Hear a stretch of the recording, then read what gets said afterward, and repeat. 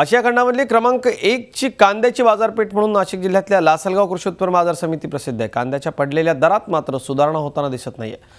यंदाच्या कांदा हंगामातील सर्वात कमी दराची आज इथं नोंद झाली। कांद्याला चक्क ₹1.25 किलोचा दर मिळाला, त्यामुळे कांदा उत्पादक शेतकरी हवालदिल झालाय।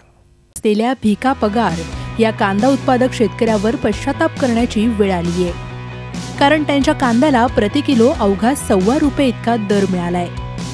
सध्या कांद्याला मिळत असलेला भाव पाहता साधा वाहतुकीचा खर्चही भागत नाही, त्यामुळे कांद्याची विक्री करण्यास शेतकरी धजावत नाही। कांदे 125 रुपये क्विंटल कांदे गेले तर भरायचा सुद्धा खर्च फिटलाला नाही। तर कांदे रस्त्यावर वतायचे का घरी उखाड्यात नाही वतायचे हा प्रश्न पाडाय। याच्या सरकारने त्वरित हमी भावाची योजना करावा। आज लासलगावच्या मार्केटमध्ये 1000हून अधिक वाहनांमधून 23,000 क्विंटल कांदा विक्रीसाठी आला होता। त्याची आज विक्री करण्यात आली।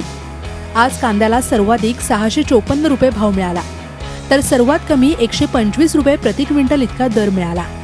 आज कांद्याला ₹1.25 किलोचा मिळालेला दर हा यंदा सर्वात नीचांकी दर ठरला असून गेल्या वर्षभरापासून कांद्याचे पडलेले दर कधी सामान्य होणार हाच खरा प्रश्न आहे। चेतन कोळससह bureau report, Zee media, Nashik.